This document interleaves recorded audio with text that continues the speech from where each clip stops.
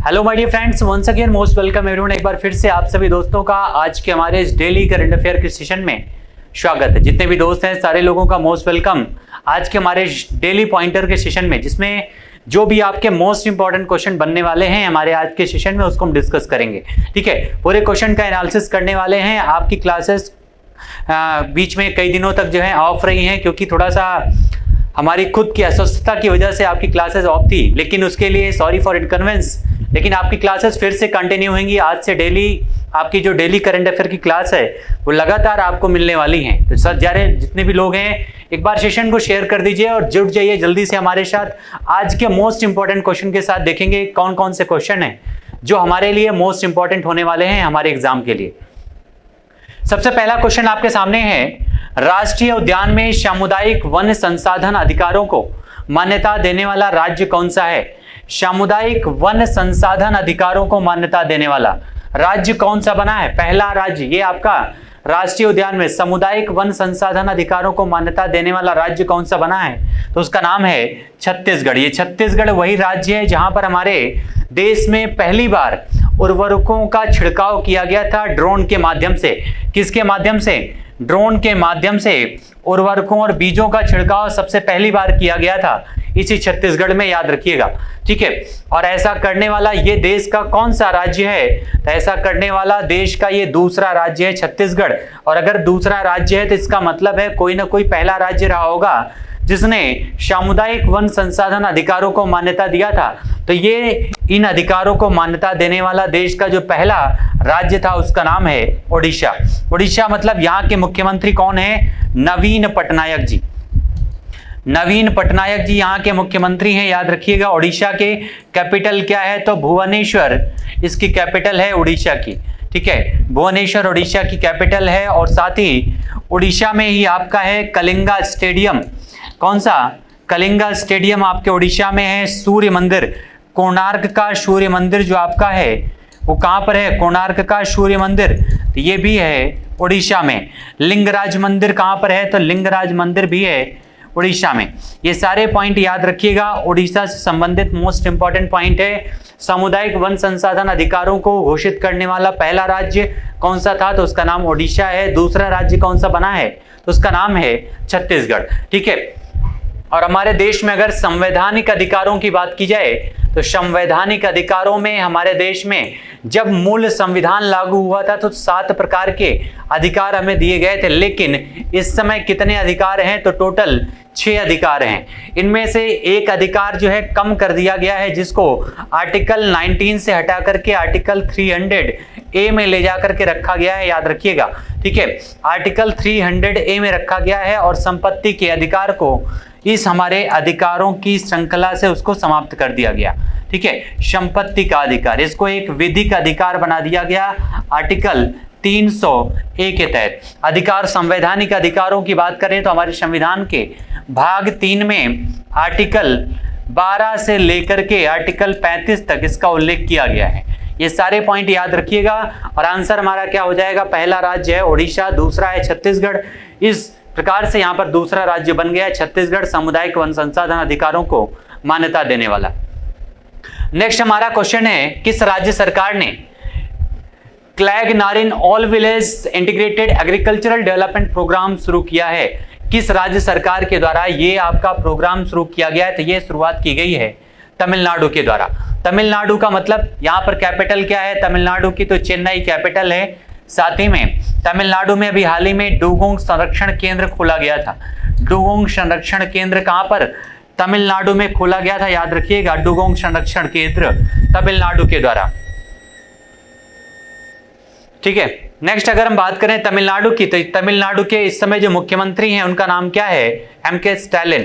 क्या नाम है? एम.के. स्टालिन इस समय तमिलनाडु में मुख्यमंत्री हैं। ये सारे पॉइंट याद रखिएगा तमिलनाडु के बारे में, जहां पर अभी हाल ही में क्लैगनोरिन all village integrated agricultural development programme की शुरुआत की गई है।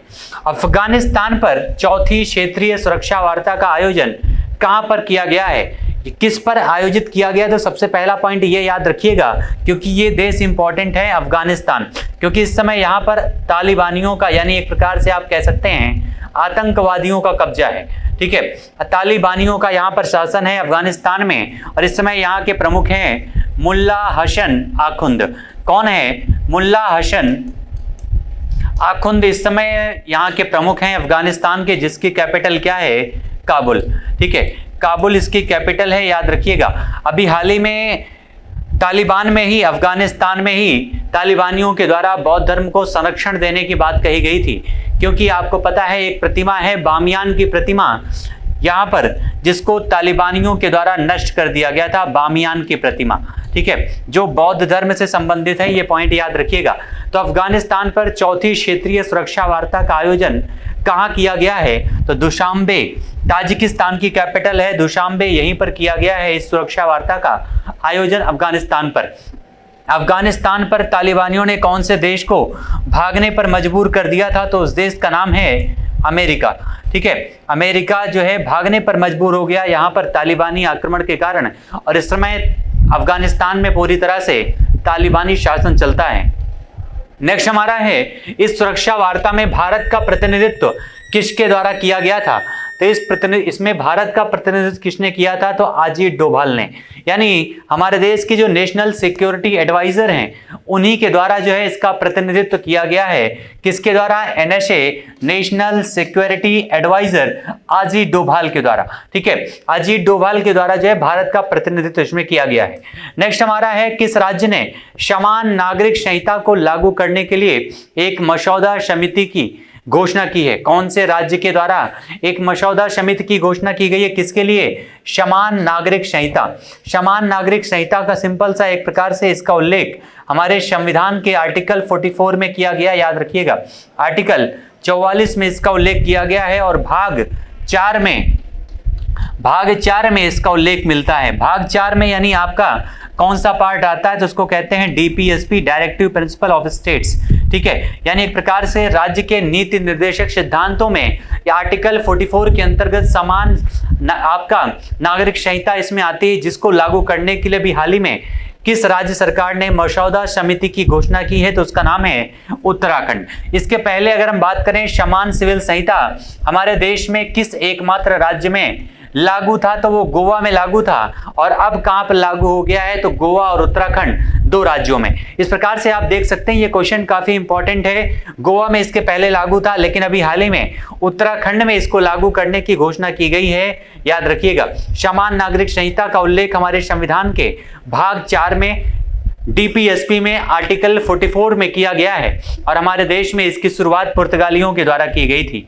ठीक है, पुर्तगालियों के द्वारा इसकी शुरुआत की गई थी। कहां पर? तो गोवा में। ये सारे पॉइंट याद रखिएगा, मोस्ट इंपॉर्टेंट है। उत्तराखंड के बारे में अगर हम बात करें तो फूलों की घाटी कहां पर है? तो इसी उत्तराखंड में है फूलों की घाटी, याद रखिएगा। फूलों की घाटी इसी उत्तराखंड में है। देहरादून इसकी कैपिटल है, याद रखिएगा। देहरादून उत्तराखंड की कैपिटल है।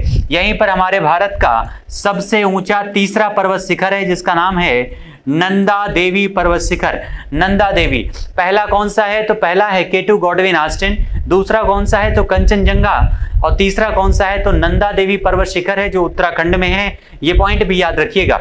इसी उत्तराखंड में महत्वपूर्ण जो धार्मिक स्थल है जिसका नाम है बद्रीनाथ। उसके अलावा एक महत्वपूर्ण धार्मिक स्थल है जहां पर आया था प्रलय, जिसका नाम है केदारनाथ। ये सारे कहां पर हैं? तो इसी उत्तराखंड में है। इसी उत्तराखंड में केदारनाथ मंदिर के पीछे ही अभी हाल ही में हमारे देश के प्राइम मिनिस्टर के द्वारा शंकराचार्य, आदिगुरु शंकराचार्य की वहां पर समाधि का अनावरण भी किया गया था। ये सारे पॉइंट याद रखिएगा उत्तराखंड से संबंधित। अभी हाल ही में उत्तराखंड में चुनाव हुआ था, बीजेपी ने फिर से अपनी सरकार बनाई है और वहां पर दोबारा फिर से कौन मुख्यमंत्री बना है चुनाव हारने के बावजूद? एक बार कमेंट में आंसर करके सारे लोग बताइएगा। ठीक है, इस समिति का अध्यक्ष किसको नियुक्त किया गया है? जो आपका मसौदा समिति बनाया गया है समान नागरिक संहिता पर उत्तराखंड के द्वारा, तो सेवानिवृत्त हैं जस्टिस रंजना देसाई को इसका अध्यक्ष नियुक्त किया गया है, जस्टिस रंजना देसाई को। नेक्स्ट हमारा है, किस उपन्यास को वर्ष 2022 का अंतर्राष्ट्रीय बुकर पुरस्कार प्राप्त हुआ है? तो ये क्वेश्चन काफी इंपॉर्टेंट है और अभी हाल ही में आपके कई सारे एग्जाम में ये पूछा भी जा चुका है, जिसका नाम है रेत समाधि या tomb of sand. Tomb of sand जो है ये इसका इंग्लिश यानी अंग्रेजी संस्करण है, जिसका अनुवाद डेजी रॉकवेल के द्वारा किया गया था। जबकि इस पुस्तक के जो लेखक हैं उनका नाम है गीतांजलि श्री। क्या नाम है? गीतांजलि श्री इनका नाम है। टॉम्ब ऑफ सैंड के इसको जो है इंग्लिश में इसका अनुवाद किया गया था डेजी रॉकवेल के द्वारा। ये काफी इंपॉर्टेंट किताब है और हमारे भारत में किसी भारतीय भाषा को मिलने वाला ये अंतर्राष्ट्रीय बुकर पुरस्कार पहली बार प्राप्त हुआ है। इस पुस्तक को गीतांजलि श्री की किताब है रेत समाधि। अगला हमारा क्वेश्चन है, किस देश ने क्वाड शिखर सम्मेलन 2022 की मेजबानी किया है? क्वाड शिखर सम्मेलन, क्वाड का मतलब क्या होता है? क्वाड्रिलेटरल। क्वाड्रिलेटरल में कौन कौन आता है? तो इसमें ऑस्ट्रेलिया है, अमेरिका है, इंडिया है और जापान है। तो इन 4 देशों के बीच में जो अभी हाल ही में एक सम्मेलन हुआ है, इसको क्वाड कहते हैं, क्वाड सम्मेलन, जिसकी मेजबानी इस बार की गई है किसके द्वारा? तो जापान के द्वारा इसकी मेजबानी की गई है। आपको बता दें क्वाड जो सम्मेलन है अभी तक इसके टोटल 4 सम्मेलन हो चुके हैं। कितने? 4, जिसमें से 2 जो सम्मेलन है वो वर्चुअल तरीके से हुए हैं और 2 जो सम्मेलन है वो व्यक्तिगत तरीके से हुए हैं। ये सारे पॉइंट याद रखिएगा, व्यक्तिगत तरीके से हुए हैं। उनमें से जो 2 व्यक्तिगत तरीके से हुए हैं, इनमें से पहले का आयोजन वॉशिंगटन डीसी में किया गया था और दूसरे का आयोजन इस बार टोक्यो जापान में किया गया है। कहां पर? टोक्यो जापान में इसका आयोजन इस बार किया गया है। ये सारे पॉइंट याद रखिएगा। क्वाड सम्मेलन, क्वाड में कितने देश शामिल हैं? तो ये 4 हैं, अमेरिका, ऑस्ट्रेलिया, इंडिया और जापान। इन्हीं क्वाड देशों के द्वारा ही मालाबार युद्धाभ्यास का भी आयोजन किया जाता है। ठीक है, मालाबार युद्धाभ्यास का आयोजन किया जाता है। इस मालाबार युद्धाभ्यास की अगर हम बात करें तो इसकी शुरुआत 1992 में हुई थी और इस समय इसकी शुरुआत केवल भारत और अमेरिका के बीच हुई थी, लेकिन उसके बाद 2015 में इसमें जापान शामिल हो गया और 2021 से इसमें एक और देश शामिल हो गया जिसका नाम है ऑस्ट्रेलिया। इस प्रकार से टोटल 4 देश शामिल हो चुके हैं और इन्हीं क्वाड देशों के द्वारा ही ये आपका मालाबार युद्धाभ्यास का आयोजन किया जाता है। इस प्रकार से ये सारे पॉइंट याद रखिएगा। टोक्यो में, जापान में इस बार इसका आयोजन किया गया था। जापान की अगर हम बात करें तो जापान की कैपिटल है टोक्यो। ठीक है, जापान की कैपिटल क्या है? टोक्यो है। और इस समय इसके जापान के जो हेड हैं, जो यहाँ पर प्रधानमंत्री हैं, उनका नाम है फूमियो किशिदा। क्या नाम है? फूमियो किशिदा इनका नाम है, याद रखिएगा। और अभी हाल ही में ये हमारे देश की यात्रा पर भी आए थे, फूमियो किशिदा। जापान की अगर बात करें तो जापान 4 छोटे छोटे द्वीपों से जो आप प्रमुख जो यहाँ के जो आइलैंड हैं उनसे मिलकर बना हुआ है, जिनको आप शिकोकू, क्यूशो, होकिडो ये सारे नामों से आप जानते हैं। और इन्हीं में आपका स्थित है हिरोशिमा और नागासाकी, जहां पर 6 अगस्त और 9 अगस्त 1945 में अमेरिका के द्वारा परमाणु बम गिराया गया था द्वितीय विश्व युद्ध को समाप्त करने के लिए। इस प्रकार से ये सारे पॉइंट याद रखिएगा। और इसी टोक्यो में इस बार अभी हाल ही में ओलंपिक और पैरा ओलंपिक दोनों का आयोजन किया गया था, जिसमें ओलंपिक में भारत ने 7 मेडल और पैरा ओलंपिक में भारत ने इतिहास रचते हुए 19 मेडल में यहाँ पर कब्जा किया है। और इस प्रकार से ये ओलंपिक और पैरा ओलंपिक भारत के लिए खास बन गया था, क्योंकि इस ओलंपिक में और पैरा ओलंपिक में भारत ने इतिहास रच दिया था। तो ये सारे पॉइंट याद रखिएगा जापान से संबंधित जो मोस्ट इंपॉर्टेंट है। और इस सम्मेलन में, क्वाड शिखर सम्मेलन में भारत की मेजबानी हमारे देश के प्राइम मिनिस्टर नरेंद्र मोदी जी के द्वारा किया गया था।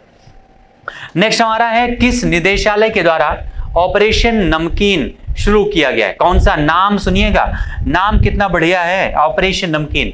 ऑपरेशन नमकीन, काफी सारे लोगों के मुंह में पानी आ गया होगा। ऑपरेशन नमकीन शुरू किया गया है। ये आपका कौन से निदेशालय के द्वारा? तो राजस्व आसूचना निदेशालय के द्वारा इसकी शुरुआत की गई है, नमकीन की। ठीक है, और इसके अलावा कई सारे अन्य ऑपरेशन भी आपके चलाए गए थे, जिसमें आप जानते हैं ऑपरेशन देवी शक्ति, ऑपरेशन गंगा, ये सारे मोस्ट इंपॉर्टेंट आपके मोस्ट इंपॉर्टेंट ऑपरेशन चलाए गए हैं हमारी सेना के द्वारा या फिर अन्य डिपार्टमेंट्स के द्वारा ये सारे ऑपरेशन हुए हैं। तो ऑपरेशन जैसे आपकी देवी शक्ति है, अफगानिस्तान से भारतीयों को बाहर निकालने के लिए चलाया गया था, उसी प्रकार से ऑपरेशन गंगा यूक्रेन से भारतीयों को बाहर निकालने के लिए चलाया गया है। ये क्वेश्चन अभी हाल ही में आपके 12 जून को जो आपका पीसीएस का एग्जाम हुआ था उसमें भी क्वेश्चन के रूप में आपके सामने ये दिखाई पड़ा था। ठीक है, नेक्स्ट हमारा है जैव विविधता। ये क्वेश्चन डायरेक्ट आपके एग्जाम में पीसीएस में पूछा गया था। जैव विविधता दिवस, जैव विविधता दिवस कब मनाया जाता है? हमने आपको कई बार बताया था। जैव विविधता दिवस पीसीएस के एग्जाम में डायरेक्ट ये क्वेश्चन पूछा गया था कि जैव विविधता दिवस कब मनाया जाता है, और हमने आपको कई बार बताया है 22 मई को सेलिब्रेट किया जाता है। जैव विविधता का विस्तृत रजिस्टर तैयार करने वाला पहला मेट्रो शहर कौन सा बना है? पहला मेट्रो शहर कौन सा बना है? तो उसका नाम है कोलकाता। कौन सा? कोलकाता उसका नाम है। कहां पर है? तो वेस्ट बंगाल में है। वेस्ट बंगाल की कैपिटल है कोलकाता, याद रखिएगा। और यही आपका शहर है जो मेट्रो शहर, पहला मेट्रो शहर बना है जैव विविधता का विस्तृत रजिस्टर तैयार करने वाला। इसी वेस्ट बंगाल में ही आपका हमारे देश में जो सुंदर वन है वो यहीं पर है, याद रखिएगा। बंगाल टाइगर यहीं पर पाए जाते हैं। कौन से? बंगाल टाइगर यहीं पर पाए जाते हैं, याद रखिएगा। और इसी कोलकाता में 23 मार्च को वो दिवस याद आ गया होगा आपको। कौन सा? शहीद दिवस। जिस दिन हमारे देश में शहीद भगत सिंह, सुखदेव, राजगुरु को 1931 में फांसी दी गई थी, इसी दिवस के अवसर पर हमारे देश के प्राइम मिनिस्टर के द्वारा कोलकाता में विप्लवी गैलरी का उद्घाटन किया गया था। कौन सा? विप्लवी गैलरी का उद्घाटन किया गया था कोलकाता में। ये सारे पॉइंट याद रखिएगा। कोलकाता से संबंधित, वेस्ट बंगाल की कैपिटल है। मुख्यमंत्री कौन है? तो ममता बनर्जी यहाँ के मुख्यमंत्री हैं। नेक्स्ट हमारा है भारत के सबसे बड़े ड्रोन महोत्सव, भारत ड्रोन महोत्सव का 2022, भारत ड्रोन महोत्सव 2022 का उद्घाटन किसने किया है? तो इसका उद्घाटन हमारे देश के प्राइम मिनिस्टर नरेंद्र मोदी जी के द्वारा किया गया है।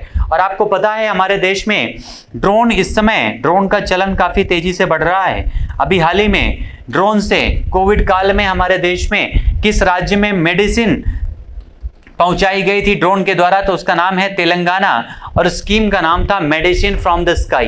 क्या नाम था? Medicine from the sky. और तब से ये क्वेश्चन आपके एग्जाम में कई बार पूछा गया है। मेडिसिन फ्रॉम द स्काई ये पहल शुरू की गई थी कहां पर? तो तेलंगाना के द्वारा। अभी हाल ही में ड्रोन के माध्यम से, अभी हमने आपको बताया भी, किस राज्य में उर्वरकों का छिड़काव किया गया है? तो छत्तीसगढ़ राज्य में किया गया है। अभी हाल ही में किस राज्य में ड्रोन स्कूल खोले गए हैं? तो ये मध्य प्रदेश में खोले गए हैं। ये सारे पॉइंट याद रखिएगा।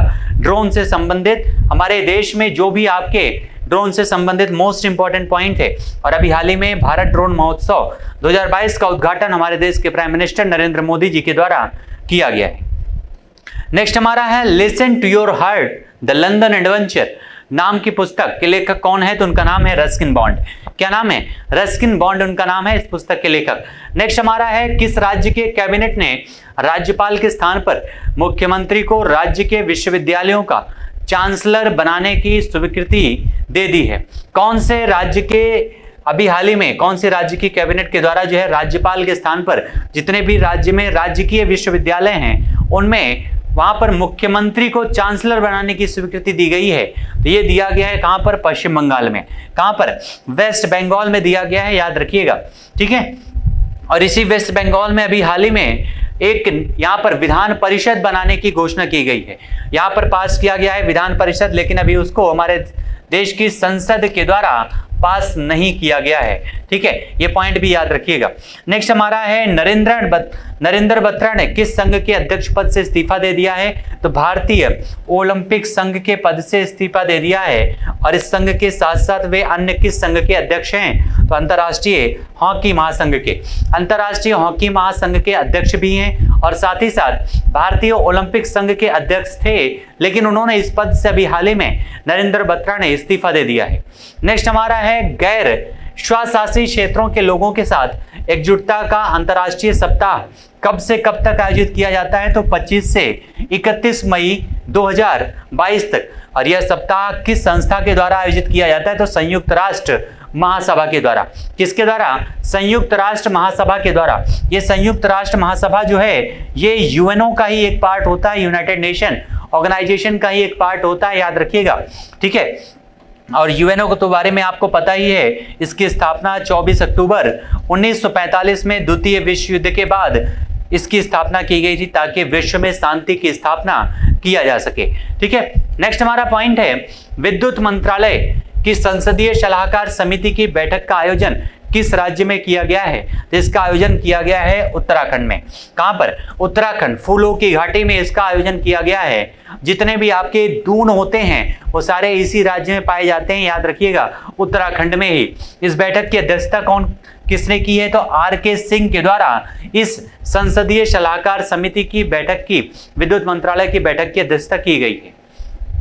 नेक्स्ट हमारा है सर्वेक्षण पोत परियोजना के दूसरे पोत निर्देशक यार्ड 3026 को कहां पर लॉन्च किया गया है? तो कट्टुपल्ली, चेन्नई में इसको लॉन्च किया गया है। यह आपका कौन सी सर्वेक्षण पोत परियोजना के दूसरा पोत है निर्देशक, जिसका नाम है यार्ड 3026 को लॉन्च किया गया है कट्टुपल्ली, चेन्नई में। और भारत के पहले लेवेंडर महोत्सव 2022 का आयोजन कहां पर किया गया है? तो भद्रवाह, जम्मू कश्मीर में। कहां पर? भद्रवाह, जम्मू कश्मीर में। जम्मू कश्मीर को भारत का स्वर्ग कहा जाता है, याद रखिएगा, भारत का स्वर्ग कहा जाता है जम्मू कश्मीर को। कैपिटल क्या है? तो कैपिटल है इसकी श्रीनगर। 2019 में इसको बना दिया गया है यूनियन टेरिटरी, किसको अलग करके? तो लद्दाख को अलग करके। ये सारे पॉइंट याद रखिएगा जम्मू कश्मीर से संबंधित। और जम्मू कश्मीर के इस समय जो उपराज्यपाल हैं उनका नाम है मनोज सिन्हा। क्या नाम है? मनोज सिन्हा उनका नाम है, याद रखिएगा। इसी जम्मू कश्मीर में डल झील है, इसी में बुलर झील है, यहीं पर शेषनाग झील है, बैरीनाग झील है, नागिन झील है। ये सारी झीलें आपको, मीठे पानी की जो झीलें हैं वो कहां पर मिलेंगी? सारी जम्मू कश्मीर में हैं, याद रखिएगा। ठीक है, तो आंसर हमारा हो जाएगा भद्रवाह, जम्मू कश्मीर, हमारे इस क्वेश्चन का हो जाएगा करेक्ट आंसर। और इसका उद्घाटन किसने किया है? तो डॉक्टर जितेंद्र सिंह के द्वारा इसका उद्घाटन किया गया है। भारत के पहले लेवेंडर महोत्सव 2022 का उद्घाटन जम्मू कश्मीर के भद्रवाह में। इसका आयोजन कब से कब तक किया गया है? तो 25 से 26 मई 2022 तक इसका आयोजन किया गया है। नेक्स्ट हमारा क्वेश्चन है डाक विभाग और इंडिया पोस्ट पेमेंट बैंक के वरिष्ठ पदाधिकारियों की 2 दिवसीय बैठक आरोहण 4.0 कहां पर शुरू की गई है? तो इसकी शुरुआत की गई है शिमला में। कहां पर? शिमला में इसकी शुरुआत की गई है, याद रखिएगा। किसकी? तो डाक विभाग और इंडिया पोस्ट पेमेंट बैंक के वरिष्ठ पदाधिकारियों की 2 दिवसीय बैठक, ठीक है, जिसका नाम है आरोहण 4.0। इसकी बैठक कहां पर आयोजित की गई है? तो इसका आयोजन किया गया है शिमला में। ये काफी इंपॉर्टेंट क्वेश्चन है। अगर डाक विभाग की बात की जाए तो भारत में सबसे पहला जो डाक टिकट है वो कब जारी किया गया था? तो 1854 में लॉर्ड डलहौजी के समय में जारी किया गया था। और पहली बार डाक जो है वायुयान के द्वारा कब यहां पर इसको वितरित किया गया था? तो 1911 में इलाहाबाद से नैनी के बीच में पहली बार डाक सेवा संचार वायुयान के माध्यम से किया गया था हमारे देश में, याद रखिएगा, 1911 में इलाहाबाद से नैनी के बीच में। ठीक है, आंसर हमारा क्या हो जाएगा इस क्वेश्चन का? शिमला करेक्ट आंसर हो जाएगा, जहां पर इस बैठक का आयोजन किया गया है। नेक्स्ट हमारा है 27 मई को भारत के किस पूर्व प्रधानमंत्री की पुण्यतिथि मनाई गई है? तो उनका नाम क्या है? स्वर्गीय पंडित जवाहरलाल नेहरू, हमारे देश के फर्स्ट प्राइम मिनिस्टर, पहले हमारे देश के प्रधानमंत्री की पुण्यतिथि मनाई गई है 27 मई को, याद रखिएगा। हमारे देश में 1947 में जब देश हमारा आजाद हुआ था तो सबसे पहले प्रधानमंत्री बने थे पंडित जवाहरलाल नेहरू। और सबसे लंबे समय तक प्रधानमंत्री के पद पर रहने वाले व्यक्ति भी कौन हैं? तो पंडित जवाहरलाल नेहरू ही, याद रखिएगा। इनकी मृत्यु कब हुई थी? तो 1964 में। इस प्रकार से आप अनुमान लगा सकते हैं कि 1947 से लेकर के 1964 तक हमारे देश के प्राइम मिनिस्टर के पद पर ये बने रहे हैं। ठीक है, 1964 तक पंडित जवाहरलाल नेहरू सबसे ज्यादा लंबे समय तक देश के प्रधानमंत्री थे, पहले प्रधानमंत्री थे। और साथ ही में इन्होंने कई बार कांग्रेस के महत्वपूर्ण अधिवेशनों की अध्यक्षता भी की है, जिनमें 1929 का अधिवेशन, लाहौर अधिवेशन, काफी फेमस है, याद रखिएगा। नेक्स्ट हमारा है इनकी मृत्यु, तो 27 मई 1964 में। और इस वर्ष उनकी कौन सी पुण्यतिथि मनाई गई है? तो ये इनकी 58वीं पुण्यतिथि है। इनकी समाधि को किस नाम से जानते हैं? तो शांति वन स्मारक के नाम से इनके समाधि को किस नाम से जाना जाता है? तो शांति वन स्मारक के नाम से इनको जाना जाता है। नेक्स्ट हमारा है यात्रा और पर्यटन विकास सूचकांक 2021 किसके द्वारा जारी किया गया है? यात्रा और पर्यटन विकास सूचकांक 2021 किसके द्वारा जारी किया गया है? तो विश्व आर्थिक मंच के द्वारा। विश्व आर्थिक मंच यानी वर्ल्ड इकोनॉमिक फोरम के द्वारा। ठीक है, वर्ल्ड इकोनॉमिक फोरम के द्वारा ये जारी किया गया है सूचकांक। और इसमें कितने देशों, विश्व के कितने देशों को शामिल किया गया है? तो टोटल 117 देशों को शामिल किया गया है, जिसमें सर्वोच्च स्थान किसको मिला है? तो जापान को। जापान को पहला स्थान मिला है इस सूचकांक में, इस इंडेक्स में, याद रखिएगा। लेकिन कई सारे अन्य इंडेक्स भी हैं जो आपको याद रखना जरूरी है। जैसे अगर हम बात करें तो प्रेस फ्रीडम इंडेक्स जो आपका आता है, प्रेस स्वतंत्रता सूचकांक, प्रेस स्वतंत्रता सूचकांक में भारत की रैंकिंग कितनी है? तो 150 है भारत की रैंकिंग प्रेस स्वतंत्रता सूचकांक में। उसके अलावा अगर हम बात करें तो अभी हाल ही में जो आपका भ्रष्टाचार सूचकांक जारी किया गया है, भ्रष्टाचार सूचकांक में भारत की रैंकिंग कितनी है? तो 85 है। हेनले पासपोर्ट इंडेक्स में, हेनले पासपोर्ट इंडेक्स में रैंकिंग कितनी है इंडिया की? तो 83 है। उसके अलावा पर्यावरण प्रदर्शन सूचकांक, पर्यावरण प्रदर्शन सूचकांक में भारत की रैंकिंग कितनी है? तो भारत की रैंकिंग है 10। उसके अलावा पावर इंडेक्स में, पावर इंडेक्स में भारत की रैंकिंग कितनी है? तो भारत चौथे स्थान पर है पावर इंडेक्स में। ये सारे मोस्ट इंपॉर्टेंट पॉइंट हैं। लोकतंत्र सूचकांक, लोकतंत्र सूचकांक में भारत की रैंकिंग कितनी है? तो 46 है। बौद्धिक संपदा सूचकांक में भारत की रैंकिंग कितनी है? तो 43 है। ये सारे मोस्ट इंपॉर्टेंट आपके इंडेक्स हैं जहां से आपके एग्जाम में क्वेश्चन बनते हैं। और अभी हाल ही में हंगर इंडेक्स जो आपका जारी किया गया था, उसमें भारत की रैंकिंग है 101। ठीक है, इसमें जापान पहले स्थान पर है। 117 देशों को इसमें इस रैंकिंग में शामिल किया गया था। इसमें किस देश को अंतिम स्थान प्राप्त हुआ है? तो चाड को 117वां स्थान प्राप्त हुआ है इस रैंकिंग में। ठीक है, किसको? तो चाड को। भारत की रैंकिंग क्या है? तो भारत की रैंकिंग है 54वीं है। जो 2019 में भारत की रैंकिंग थी वो थी 46। नेक्स्ट हमारा क्वेश्चन है, विश्व बैंक ने किस परियोजना की वित्तीय सहायता हेतु 350 मिलियन डॉलर की राशि प्रदान की है? विश्व बैंक के द्वारा दिया गया है। तो कौन सी परियोजना के लिए? उसका नाम है श्रेष्ठ जी। कौन सा? श्रेष्ठ जी परियोजना है। विश्व बैंक के द्वारा इसको 350 मिलियन डॉलर की राशि प्रदान की गई है। विश्व बैंक यानी वर्ल्ड बैंक, जिसका हेडक्वार्टर कहां पर है? वॉशिंगटन डीसी में। इसी वॉशिंगटन डीसी में IMF भी है, याद रखिएगा। IMF भी यहीं पर है। वर्ल्ड बैंक के इस समय जो हेड हैं उनका नाम क्या है? डेविड मालपास, याद रखिएगा। क्या नाम है? डेविड मालपास इनका नाम है। और वर्ल्ड बैंक का जो उद्घाटन किया गया था वो कब हुआ था? तो इसकी स्थापना कब की गई थी? 1944 में। ठीक है, चलिए, तो इस प्रकार से हमारा आंसर क्या हो जाएगा? श्रेष्ठ जी परियोजना के लिए 350 मिलियन डॉलर की राशि प्रदान की गई है। किसके द्वारा? तो वर्ल्ड बैंक के द्वारा। नेक्स्ट हमारा है, इस परियोजना का प्रारंभ कौन से राज्य सरकार के द्वारा किया गया है? तो श्रेष्ठ जी परियोजना का प्रारंभ किया गया है किसके द्वारा? गुजरात राज्य सरकार के द्वारा। गुजरात के बारे में तो काफी सारे पॉइंट हैं, जितना बताया जाए उतना कम है। गुजरात की अगर हम बात करें, सबसे पहले गुजरात के सूरत में स्टील रोड बनाई जा रही है। कहां पर? गुजरात के सूरत में स्टील रोड का निर्माण। उसके अलावा गुजरात में ही केवड़िया में, गुजरात के केवड़िया में डिफेंस एक्सपो का आयोजन, डिफेंस एक्सपो 2022 का आयोजन जिसको डिले किया गया है। तीसरा, इसी केवड़िया का नाम बदल करके कर दिया गया है एकता नगर। कौन सा? एकता नगर, इसका नाम परिवर्तित करके कर दिया गया है। उसके अलावा अगर हम बात करें, इसी एकता नगर में ही 182 मीटर की दुनिया की सबसे ऊंची प्रतिमा, नाम क्या है? Statue of unity. क्या नाम है? स्टैच्यू ऑफ यूनिटी स्थापित की गई है, जो दुनिया की सबसे ऊंची प्रतिमा है 182 मीटर की। किसकी प्रतिमा है? तो सरदार पटेल की प्रतिमा है, हमारे देश के पहले उप प्रधानमंत्री। ठीक है, सरदार पटेल की प्रतिमा का अनावरण किया गया है। इसी गुजरात में एक जगह है जिसका नाम है नडा बेट। यहीं पर हमारे देश के गृह मंत्री जी के द्वारा व्यू पॉइंट का उद्घाटन किया गया है। व्यू पॉइंट का उद्घाटन किया गया है हमारे देश के गृह मंत्री जी के द्वारा, सीमा दर्शन के नाम से भी जिसको जानते हैं। और यहीं पर हमारे देश के प्राइम मिनिस्टर जी के द्वारा खेल महाकुंभ, कौन सा?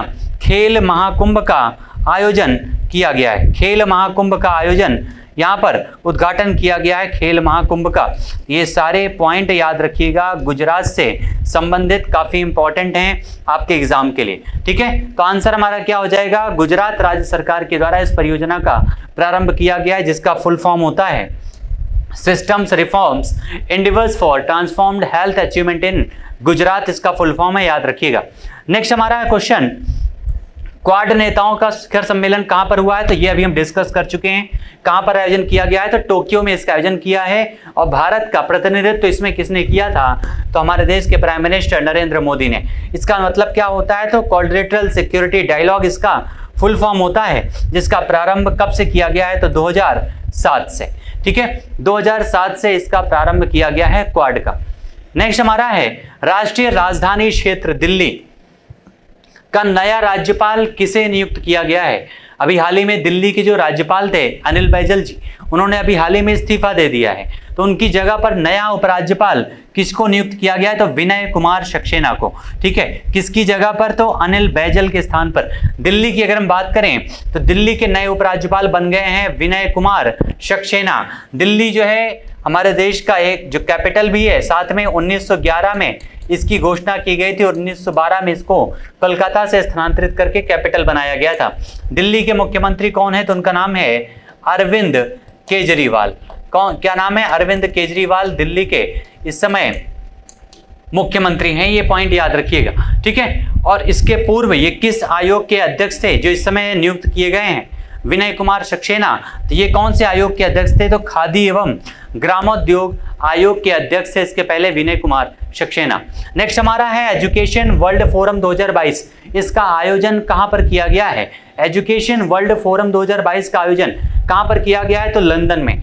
लंदन ये कहां पर है, तो लंदन है ब्रिटेन में, ठीक है। ब्रिटेन की कैपिटल क्या है, लंदन है। यहीं पर इसका आयोजन किया गया है एजुकेशन वर्ल्ड फोरम का 22 से 25 मई के बीच में, 22 से 25 मई 2022 के बीच में इसका आयोजन किया गया है, जिसकी थीम है education building forward stronger boulder and better, इसकी थीम रखी गई है।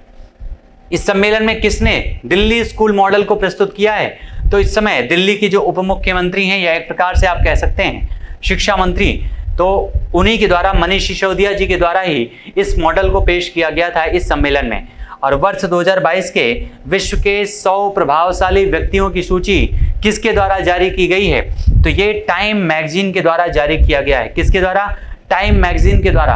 कई अलग अलग पत्रिकाओं के द्वारा जारी किया जाता है, लेकिन जो क्वेश्चन अभी हम डिस्कस कर रहे हैं 100 प्रभावशाली व्यक्तियों की सूची, ये टाइम मैगजीन के द्वारा जारी की गई है, जिसमें इस सूची में टाइटन श्रेणी में किस भारतीय को शामिल किया गया है, तो उनका नाम है गौतम अडानी, जो एक उद्योगपति हैं गौतम अडानी, जिनके अंडर में इस समय आप देखेंगे अहमदाबाद जो एयरपोर्ट है, जयपुर एयरपोर्ट है, इन सारे एयरपोर्ट का संरक्षण मैनेजमेंट इन्हीं अडानी ग्रुप के द्वारा ही किया जा रहा है। लखनऊ एयरपोर्ट का भी इन्हीं के द्वारा मैनेजमेंट किया जा रहा है। इस सूची में उच्चतम न्यायालय के किस वकील को लीडर्स श्रेणी में शामिल किया गया है, तो इसमें करुणानंदी को यहाँ पर लीडर श्रेणी में शामिल किया गया है। इस सूची के अंतर्गत किसी यहाँ पर कश्मीरी मानवाधिकारकर्ता को लीडर्स की श्रेणी में शामिल किया गया है, तो उसका नाम क्या है, तो उसका नाम है खुर्रम परवेज को। खुर्रम परवेज को शामिल किया गया है, जो कहाँ से बिलोंग करते हैं, तो जम्मू कश्मीर से। नेक्स्ट हमारा है ऑस्ट्रेलिया के नए प्रधानमंत्री के रूप में किसने पदभार ग्रहण किया है। अभी हाल ही में ऑस्ट्रेलिया के जो प्रधानमंत्री थे जिनका नाम है स्कॉट मॉरिसन, उनकी जगह पर नए प्रधानमंत्री बन गए हैं यहाँ पर, जिनका नाम है एंथनी एल्बनीज। क्या नाम है, एंथनी एल्बनीज। कौन सी पार्टी के नेता, ये आपके कौन सी पार्टी के नेता थे स्कॉट मॉरिसन, तो लेबर पार्टी के थे, याद रखिएगा। इन्हीं की जगह पर एंथनी एल्बनीज इस समय नए प्रधानमंत्री के रूप में इन्होंने पदभार ग्रहण किया है। और अभी हाल ही में जो क्वाड सम्मेलन हुआ था टोक्यो में, उसमें इन्होंने ही पार्टिसिपेट किया था एंथनी एल्बनीज से। नेक्स्ट हमारा है जैविक अनुसंधान नियामक अनुमोदन पोर्टल को किसने लॉन्च किया है, तो केंद्रीय मंत्री डॉक्टर जितेंद्र सिंह के द्वारा लॉन्च किया गया है। या किस मंत्रालय की पहल है, तो विज्ञान एवं प्रौद्योगिकी मंत्रालय की। और भारतीय ओलंपिक संघ के अध्यक्ष पद से हाल ही में किसने इस्तीफा दिया है, तो नरेंद्र ध्रुव बत्रा के द्वारा इस्तीफा दिया गया है। ये क्वेश्चन भी हम डिस्कस कर चुके हैं अभी। नेक्स्ट हमारा है हाल ही में विश्व स्वास्थ्य कहां पर आयोजित किया गया है? विश्व स्वास्थ्य सभा का आयोजन कहां पर किया गया है? जेनेवा में। आपको पता है WHO, कौन सा? WHO का जो मुख्यालय है वो भी कहां पर है? तो जेनेवा में है, स्विट्जरलैंड में। वहीं पर विश्व स्वास्थ्य सभा का आयोजन किया गया है, जो इसका कौन सा संस्करण है? तो ये इसका 75वां संस्करण है। ठीक है, 75वां संस्करण है, इसका याद रखिएगा। WHO का मुख्यालय कहां पर है? तो जेनेवा में है, वर्ल्ड हेल्थ ऑर्गेनाइजेशन का। विश्व स्वास्थ्य सभा का विषय क्या है? तो शांति के लिए स्वास्थ्य और स्वास्थ्य के लिए शांति, इस बार का इसका विषय रखा गया है। और इस सभा में ग्लोबल हेल्थ लीडर्स अवार्ड 2022 से किन भारतीय कार्यकर्ताओं को सम्मानित किया गया है? तो उनका नाम है आशा। किसको सम्मानित किया गया है? आशा कार्यकर्ताओं को सम्मानित किया गया है, यानी एक्रेडिटेड सोशल हेल्थ एक्टिविस्ट, जो हमारे एक प्रकार से ग्रामीण स्तर पर, निचले स्तर पर रहकर के कार्य करने वाली जो संस्था है आशा, उन्हीं को जो है यहाँ पर ग्लोबल हेल्थ लीडर्स अवार्ड 2022 से सम्मानित किया गया है। और ये क्वेश्चन काफी इंपॉर्टेंट है आपके एग्जाम के लिए। नेक्स्ट हमारा है, हाल ही में देश के पहले लेवेंडर फेस्टिवल, ये हम डिस्कस कर चुके हैं, भद्रवाह जम्मू कश्मीर में, जिसका उद्घाटन डॉक्टर जितेंद्र सिंह के द्वारा किया गया है। और लेवेंडर की खेती किस क्रांति से संबंधित है? तो बैंगनी क्रांति से। अब यहाँ पर क्रांति की बात हुई है तो आपको थोड़ा सा बता दें, हमारे देश में जो हरित क्रांति हुई है, इसकी शुरुआत सबसे पहले 1967 से हुई थी। हरित क्रांति का संबंध किससे है? तो गेहूं और चावल, यानी एक प्रकार से आप कह सकते हैं खाद्यान्न फसलों से है। किससे? खाद्यान्न फसलों से। ठीक है, खाद्यान्न फसलों के उत्पादन से है हरित क्रांति का संबंध। उसके अलावा भूरी क्रांति का संबंध किससे है? तो भूरी क्रांति का संबंध है आपका उर्वरक के उत्पादन से। ठीक है, उर्वरक के उत्पादन से। उसके अलावा काली क्रांति का संबंध किससे है? तो काली क्रांति का संबंध है पेट्रोलियम के उत्पादन से, पेट्रोलियम के उत्पादन से। गोल क्रांति का संबंध किससे है? तो गोल क्रांति का संबंध है आलू के उत्पादन से, आलू के उत्पादन से संबंध है गोल क्रांति का। ठीक है, उसके अलावा पीली क्रांति का संबंध किससे है? तो पीली क्रांति का संबंध है यहाँ पर तिलहन की फसलों से।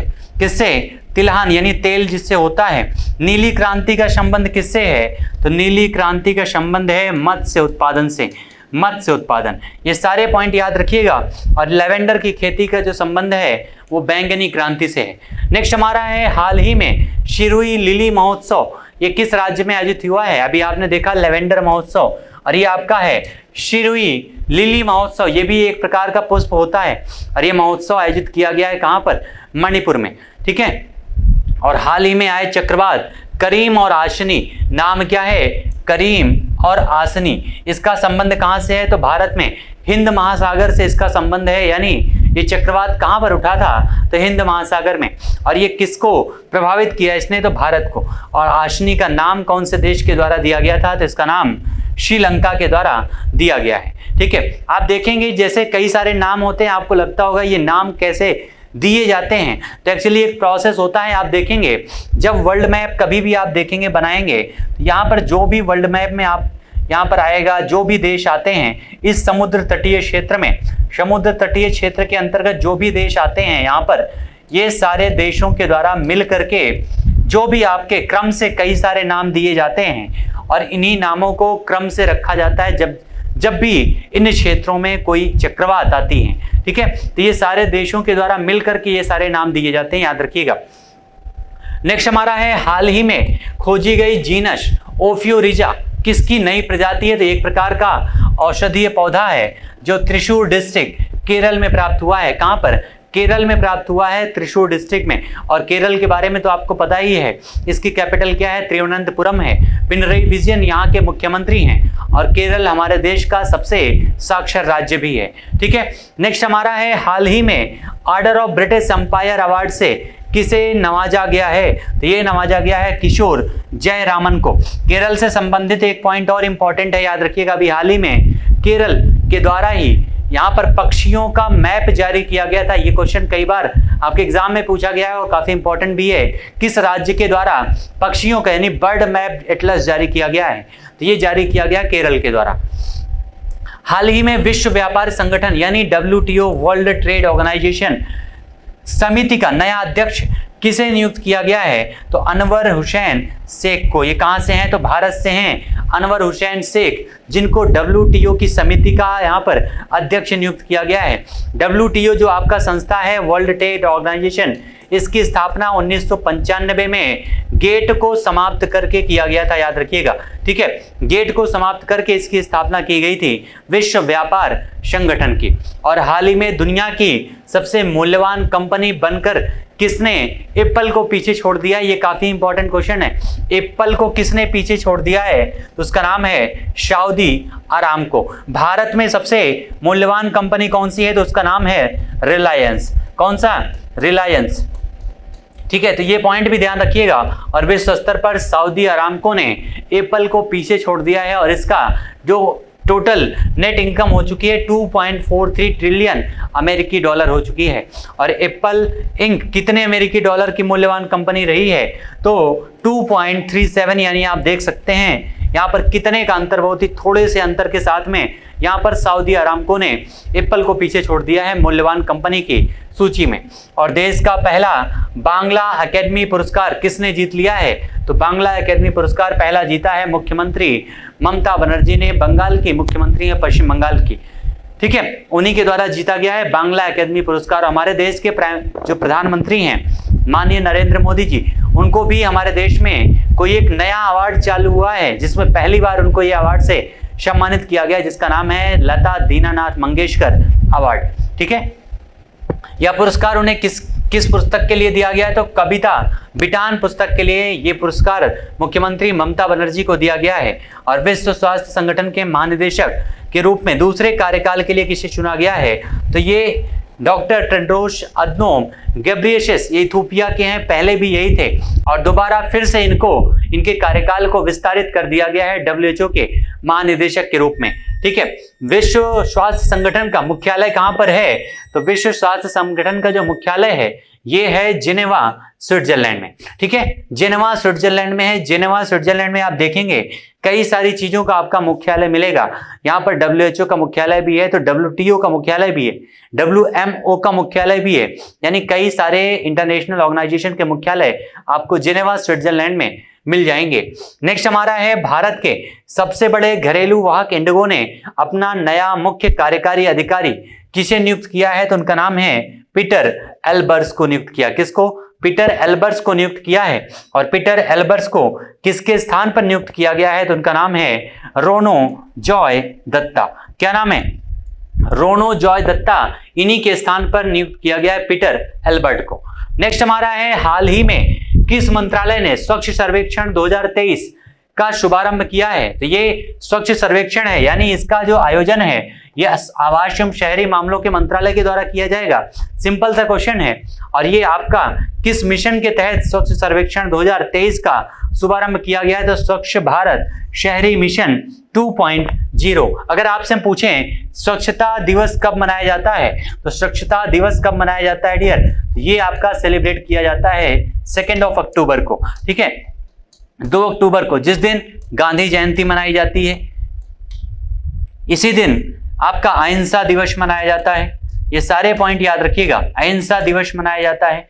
उसके अलावा इसी दिन लाल बहादुर शास्त्री जयंती भी मनाई जाती है, ठीक है, लाल बहादुर शास्त्री जयंती भी मनाई जाती है। और इसी दिन आपका मनाया जाता है स्वच्छता दिवस 2 अक्टूबर को। हाल ही में यात्रा और पर्यटन प्रतिस्पर्धात्मक सूचकांक 2021 किसके द्वारा जारी किया गया? तो ये वर्ल्ड इकोनॉमिक फोरम के द्वारा जारी किया गया है, जिसका विषय है rebuilding for a sustainable and a resilient future. इसकी थीम रखी गई, विषय रखा गया है। इस विश्व आर्थिक मंच का मुख्यालय कहां पर है? तो ये भी आपका जिनेवा में, जैसा भी आपको हमने बताया। और उसके अलावा विश्व आर्थिक जो मंच है इसके अन्य रिपोर्ट कौन कौन से हैं, यानी कौन कौन से रिपोर्ट को जारी किया जाता है इसके द्वारा? तो वैश्विक जोखिम रिपोर्ट, वैश्विक लैंगिक अंतराल रिपोर्ट, वैश्विक यात्रा और पर्यटन रिपोर्ट और वैश्विक सूचना प्रौद्योगिकी रिपोर्ट, ये सारी रिपोर्ट इसके द्वारा जारी किया जाता है। भारत के सबसे बड़े ड्रोन महोत्सव, भारत ड्रोन महोत्सव का उद्घाटन हमारे देश के प्राइम मिनिस्टर जी के द्वारा कहां पर किया गया? तो प्रगति मैदान दिल्ली में। किसने किया? प्रधानमंत्री नरेंद्र मोदी ने। और हाल ही में जैव विविधता रजिस्टर, ये क्वेश्चन हम डिस्कस कर चुके हैं पहले भी, किसके द्वारा जारी किया गया है, तो कोलकाता के द्वारा। ठीक है, 22 मई को सेलिब्रेट किया जाता है जैव विविधता दिवस। जैव विविधता दिवस, कई सारे दिवस के बारे में इसके पहले भी हमने डिस्कस किया था, जिसमें से आपके पीसीएस में 3 जो आपके दिवस पूछे गए थे, तीनों दिवस हम लोग डिस्कस कर चुके हैं, जिसमें हमने आपको बताया था कि आपके इन्वायरमेंट से संबंधित जो भी दिवस हैं वो आपके एग्जाम के लिए मोस्ट इंपॉर्टेंट हैं। और जितने दिवस हमने आपके सामने छापे थे वही सारे दिवस आपके एग्जाम में भी आए थे। जैसे हमने आपको बताया था, आपको याद रखना था 2 फरवरी शुष्क भूमि दिवस, उसके अलावा 20 मार्च को आपका सेलिब्रेट किया गया था कौन सा, खुशहाली दिवस या गौरैया दिवस। 21 मार्च को वन संरक्षण दिवस, ये क्वेश्चन भी आया था 21 मार्च। 22 मार्च को आपका सेलिब्रेट किया जाता है विश्व जल दिवस। 23 मार्च को मनाया जाता है यहाँ पर शहीद दिवस। 24 मार्च को मनाया जाता है टीबी दिवस, विश्व टीबी दिवस। उसके अलावा 22 अप्रैल को मनाया जाता है विश्व पृथ्वी दिवस। 5 जून को आपका मनाया जाता है पर्यावरण दिवस। 22 मई को मनाया जाता है जैव विविधता दिवस। ये सारे पॉइंट हमने आपके सामने में डिस्कस किया था। 16 सितंबर को मनाया जाता है ओजोन दिवस। और यही इतने से ही आपके एग्जाम में तीनों आपके जो दिवस पूछे गए थे यहीं से पूछे गए थे। नेक्स्ट हमारा है भारत और किस देश की नौसेना के मध्य में द्विपक्षीय अभ्यास, नाम क्या है, बोंगो सागर 2022। इसका आयोजन किया गया तो किसके बीच में, भारत और बांग्लादेश। ठीक है, भारत और बांग्लादेश की नौसेनाओं के बीच में इसका आयोजन किया गया है, याद रखिएगा। और कई सारे आपके युद्धाभ्यास होते हैं, जैसे अभी आपको हमने बताया मालाबार युद्धाभ्यास। कौन कौन शामिल होता है, तो इंडिया, ऑस्ट्रेलिया, अमेरिका और जापान। उसके अलावा आपका शक्ति युद्धाभ्यास किसके बीच होता है, तो इंडिया और फ्रांस के बीच में। उसके अलावा गरुड़ युद्धाभ्यास किसके बीच होता है, तो ये भी इंडिया और फ्रांस के बीच में। उसके अलावा वरुण युद्धाभ्यास किसके बीच होता है, तो ये भी इंडिया और फ्रांस के बीच में आयोजित किया जाता है। इंदिरा युद्धाभ्यास किसके बीच में होता है, तो इंडिया और रशिया के बीच में इसका आयोजन किया जाता है। उसके अलावा जापाड युद्धाभ्यास किसके बीच किया जाता है, जापाड, जाइमेक्स। उसके अलावा धर्म गार्जियन, ये सारे युद्धाभ्यास किसके बीच किए जाते हैं, ये सारे युद्धाभ्यास इंडिया और जापान के बीच किए जाते हैं। और ये सारे मोस्ट इंपॉर्टेंट पॉइंट है, याद रखिएगा। बोंगो सागर 2022 का आयोजन किया गया है बांग्लादेश और भारत की नौसेना के बीच में। और भारत और नेपाल के बीच में सूर्य किरण युद्धाभ्यास का भी आयोजन किया जाता है। ठीक है, आइए बढ़ते हैं नेक्स्ट पॉइंट पर। भारतीय सेना में शामिल होने वाली पहली महिला लड़ाकू विमान वाहक कौन बनी है, उनका नाम है अभिलाषा बराक। क्या नाम है, अभिलाषा बराक उनका नाम है, याद रखिएगा। अभिलाषा बराक किस राज्य की रहने वाली हैं, तो हरियाणा की रहने वाली हैं अभिलाषा बराक, जो भारतीय वायुसेना में शामिल होने वाली पहली लड़ाकू महिला लड़ाकू विमान वाहक बनी है। नेक्स्ट हमारा है हाल ही में प्रकाशित रस्किन बॉन्ड की पुस्तक, इसको हम डिस्कस कर चुके हैं, listen to your heart, the London adventure. और रस्किन बॉन्ड की पहली किताब का नाम क्या है, the room on the roof. ठीक है, नेक्स्ट हमारा विश्व थायराइड दिवस कब मनाया जाता है, तो 25 मई को सेलिब्रेट किया जाता है, जिसका विषय है थायराइड एंड कम्युनिकेशन। और थायराइड जागरूकता का अंतरराष्ट्रीय प्रतीक क्या है, ब्लू पैसले रिबन, इसका अंतरराष्ट्रीय इस बार की थीम रखी गई है। अगला हमारा है अंतरराष्ट्रीय गुमशुदा बाल दिवस, किस तारीख को मनाया जाता है, नहीं जो बच्चे गायब हो जाते हैं या किसी का अपहरण हो जाता है, किडनैप हो जाते हैं, ऐसे बच्चों के लिए दिवस किस तारीख को मनाया जाता है, तो 25 मई को गुमशुदा बाल दिवस अंतरराष्ट्रीय मनाया जाता है। और भारत में लापता बच्चों के मामले में शीर्ष स्थान पर कौन सा राज्य है, तो उसका नाम है मध्य प्रदेश। भारत में वनों के मामले में भी शीर्ष पर कौन है, वनों के क्षेत्रफल के मामले में, तो उसका नाम है मध्य प्रदेश। उसके अलावा अगर हम बात करें तो भारत में नेशनल पार्क सबसे ज्यादा कहाँ है, तो मध्य प्रदेश में है। मुख्यमंत्री कौन है, शिवराज सिंह चौहान। कौन है, शिवराज सिंह चौहान। कैपिटल क्या है, तो कैपिटल है भोपाल। इसी मध्य प्रदेश में है इंदौर, जो लगातार 5 वर्षों से बन रहा है सबसे स्वच्छ शहर। इसी मध्य प्रदेश में है उज्जैन, जहां पर लगता है कुंभ का मेला। ये सारे पॉइंट याद रखिएगा। और यहीं पर ग्वालियर में ड्रोन स्कूल का उद्घाटन किया गया है, ठीक है, मध्य प्रदेश के ग्वालियर में। आंसर हो जाएगा मध्य प्रदेश। भारत का पहला ओलंपिक मूल्य शिक्षा प्रोग्राम किस राज्य में शुरुआत की गई है? तो इसकी शुरुआत की गई है कहां पर? उड़ीसा में इसका शुरुआत किया गया, याद रखिएगा, ओलंपिक मूल्य शिक्षा प्रोग्राम का। ओलंपिक मूल्य शिक्षा प्रोग्राम का शुभारंभ किसने किया है? तो मुख्यमंत्री, उड़ीसा के मुख्यमंत्री हैं नवीन पटनायक, उन्हीं के द्वारा इसकी शुरुआत की गई है। और अभी हाल ही में भारतीय नौसेना का सर्वेक्षण पोत INS निर्देशक का जलावतरण कहां पर किया गया है? तो इसका जलावतरण किया गया है चेन्नई, तमिलनाडु में। कहां पर? चेन्नई, तमिलनाडु में इसका जलावतरण किया गया है। नेक्स्ट हमारा पॉइंट है, हाल ही में केंद्रीय सरकार स्वास्थ्य परियोजना CGHS पंचायत का आयोजन कहां पर किया गया है? तो इसका आयोजन तमिलनाडु में किया गया है। कहां पर? जो आपका CGHS है, इसके पंचायत का आयोजन कहां पर किया गया है? तो ये तमिलनाडु में किया गया है, केंद्र सरकार स्वास्थ्य परियोजना का। इसका आयोजन किस मंत्रालय के द्वारा किया जाता है? तो स्वास्थ्य मंत्रालय के द्वारा किया जाएगा, क्योंकि एक प्रकार से स्वास्थ्य से संबंधित योजना है, तो स्वास्थ्य एवं परिवार कल्याण मंत्रालय के द्वारा इसका आयोजन किया गया है। और भी हाल ही में परम पोरुल सुपर कंप्यूटर की स्थापना कहां पर की गई है? तो NIT तिरुचिरापल्ली, तमिलनाडु में, ठीक है। और हाल ही में किस देश के विश्वविद्यालय के शोधकर्ताओं ने चंद्रमा से लाए गए मिट्टी पर पौधे उगाए हैं? तो उस यूनिवर्सिटी का नाम है फ्लोरिडा यूनिवर्सिटी। कौन सा? फ्लोरिडा यूनिवर्सिटी उसका नाम है, जो अमेरिका में है। यहीं के वैज्ञानिकों के द्वारा जो है अभी हाल ही में यहीं के शोधकर्ताओं के द्वारा चंद्रमा से लाए गए मिट्टी पर पौधे उगाए गए हैं। उगाए गए पौधे का नाम क्या है? तो उसका नाम है अर्बिडो जिप्सम थालियाना, इसका नाम है, याद रखिएगा। और किस मंत्रालय के द्वारा हाल ही में जैविक अनुसंधान नियामक अनुमोदन पोर्टल का शुभारंभ किया गया है? इसका शुभारंभ किया गया है विज्ञान और प्रौद्योगिकी मंत्रालय के द्वारा। किसके द्वारा? विज्ञान और प्रौद्योगिकी मंत्रालय के द्वारा इसका शुभारंभ किया गया है, जिसे किसने लॉन्च किया है? तो डॉक्टर जितेंद्र सिंह के द्वारा, ठीक है, डॉक्टर जितेंद्र सिंह के द्वारा इसको लॉन्च किया गया है। नेक्स्ट हमारा क्वेश्चन है, ये काफी इंपॉर्टेंट आपका है, कि हाल ही में जीनस ओफियोरिजा औषधीय पौधों उपयोग के लिए पौधे की खोज कहां पर की गई? तो अभी हमने इसको बताया था, त्रिशूर में। कहां पर? त्रिशूर में, केरल में इसकी खोज की गई है, याद रखिएगा।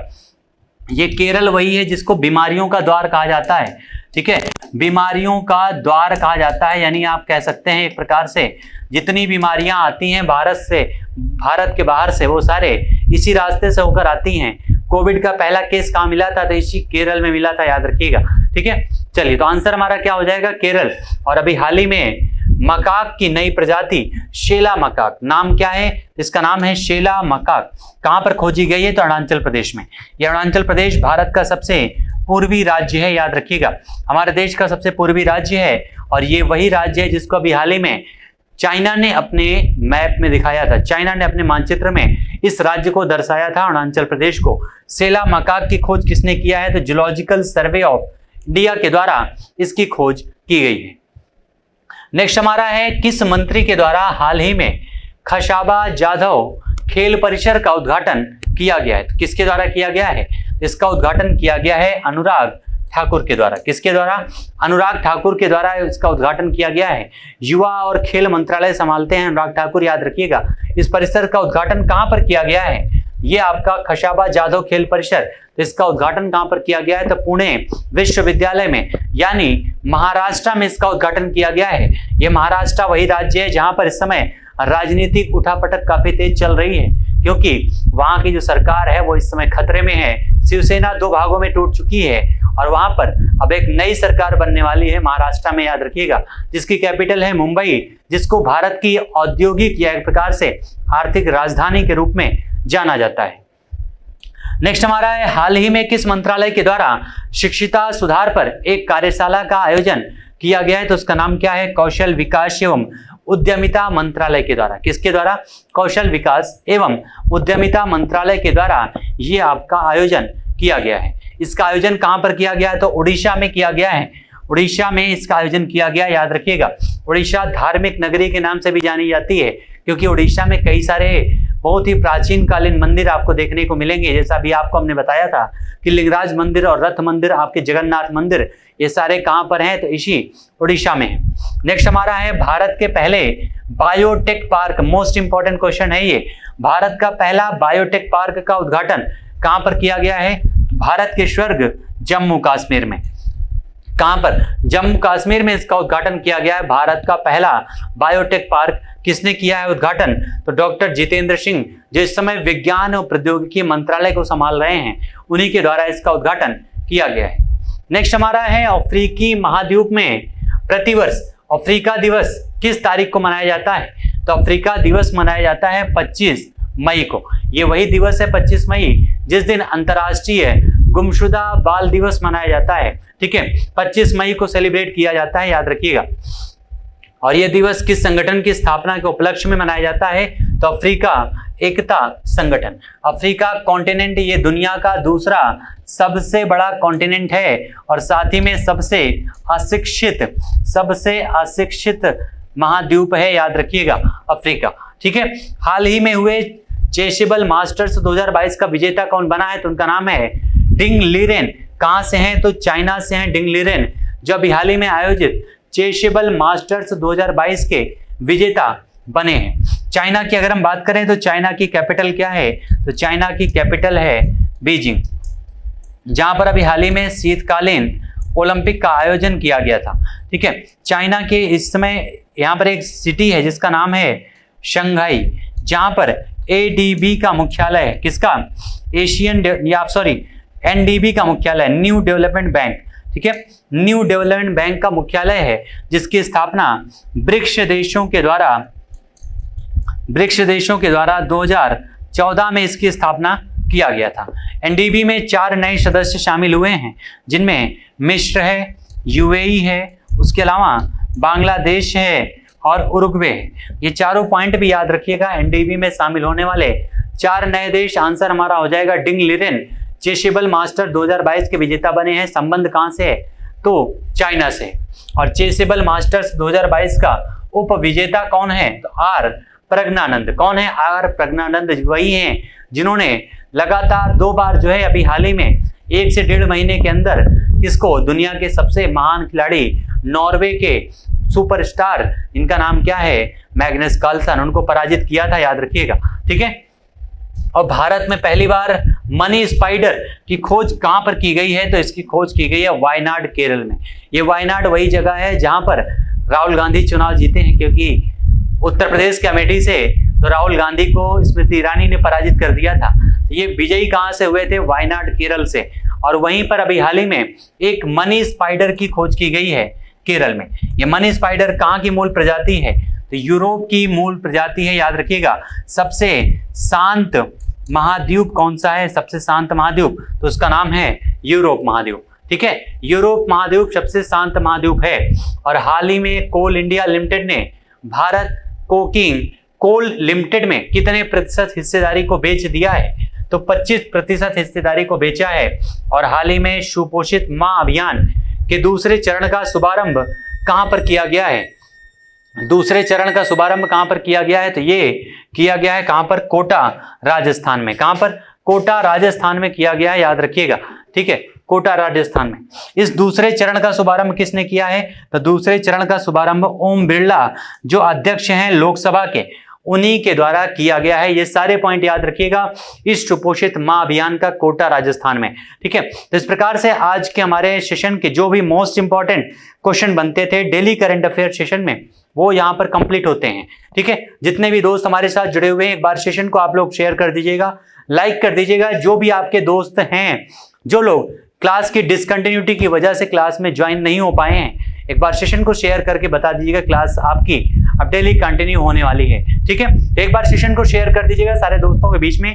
मिलते हैं फिर से अपने अगली क्लास में नए जोश के साथ, नए एनर्जी के साथ में। तब तक आप सभी लोगों को thank you so much all my dear students.